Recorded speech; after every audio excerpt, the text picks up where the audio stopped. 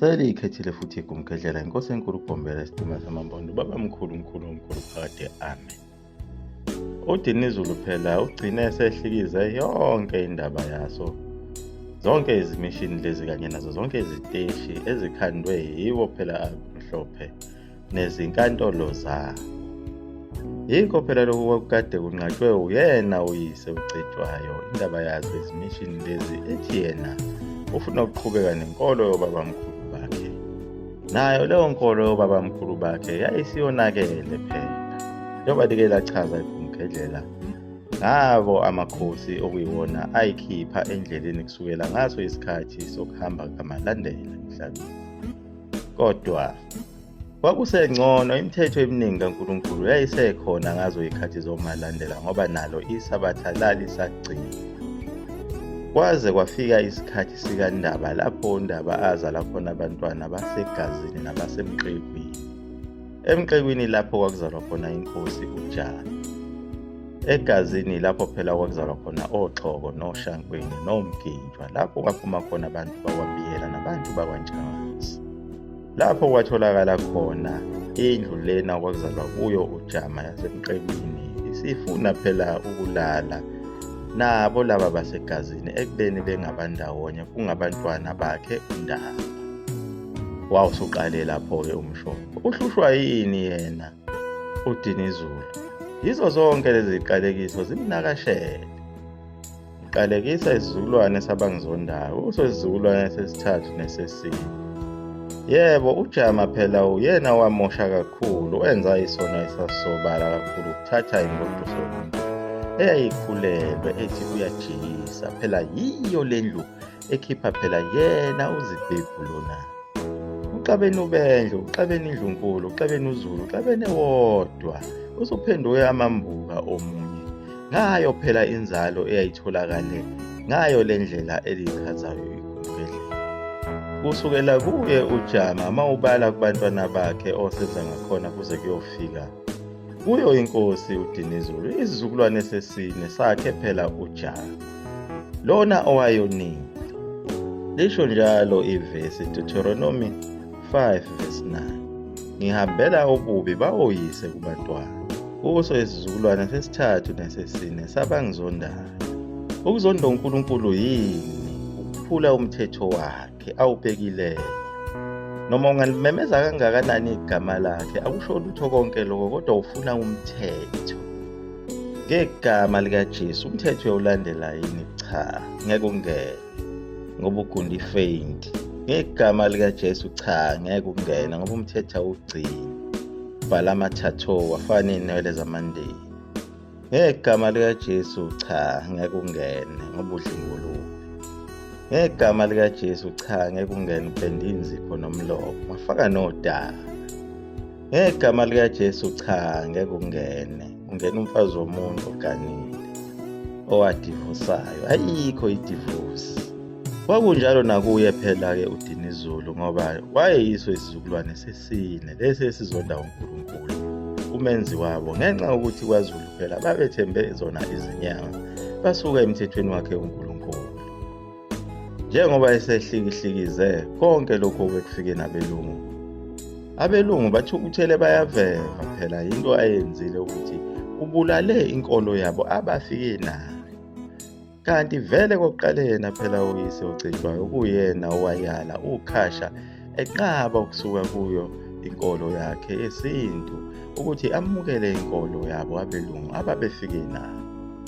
Iyo kanye-ke imbangela lena eyabanga ukuthi usunguleke phela yona impi yakwaCetha. Akahlaselwe lo muntu obulala amasonto. Phela nawo amasonto lawa ayizo izikhonkwane zawo amangisi.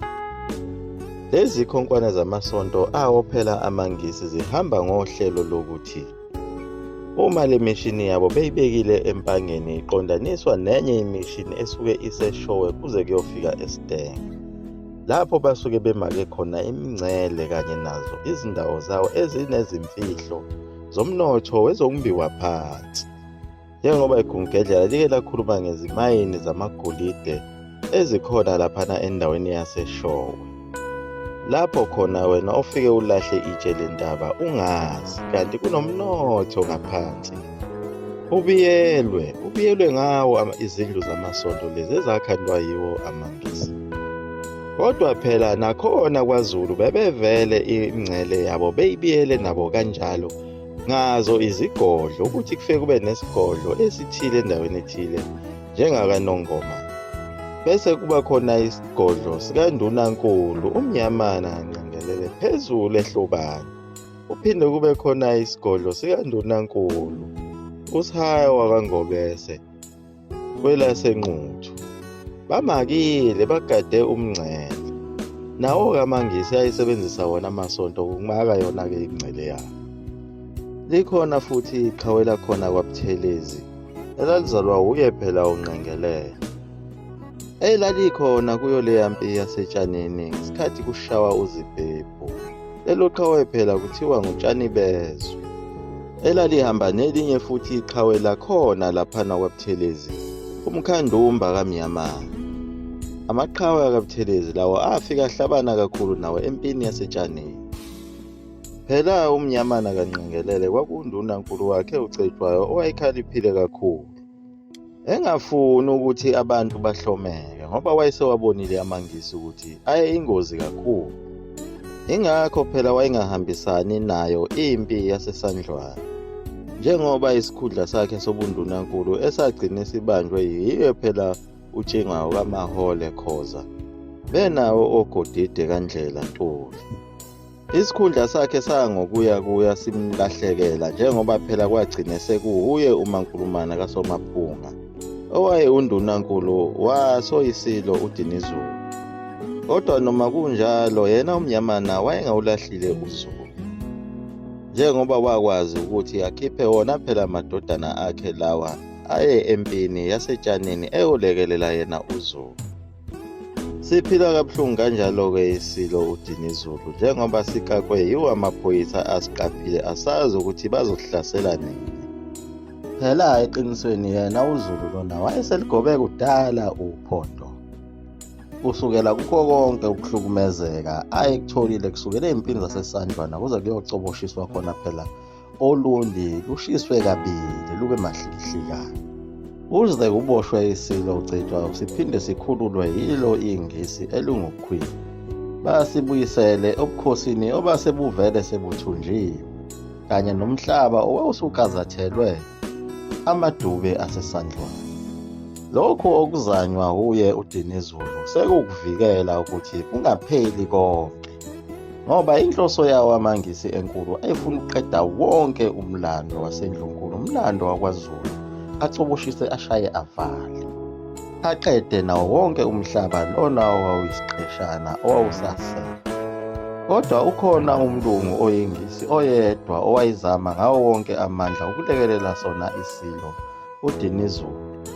Lo mlungu kwakuuye phela uHarriet, indodakazi yakhe phela loya mlungu obethanda kakhulu isilo uCetshwayo, umfundisi phela uJohn William Collins. Lo mlungu lona wayekhathazekile kakhulu ngaso isilo uDinizulu, ehlala ngaso sonke isikhathi ezosibheka ukuthi uhamba kanjani. Ngoba phela wayilazi lonke udaba nazo zonke izinhloso zabo laba belungu ababefike nabo bethi balethe nevangeli ukuthi kwakungekhona lokho. Phela naso isilo uDinizulu sikhulele khona emzini wakhe uJohn William Collins umfundisi. Ingakho phela saze safunda safika ebangeni lesi-2. Sikhula nawo amadodakazi lawo kaJohn William Collins. Saze sabuye salandwa sazongena kwaZulu sizovikela umhlaba wakwaZulu. Silanda sizihlalele kahle ngabe safunda sagogoda saba udokotela noma saba ummeli.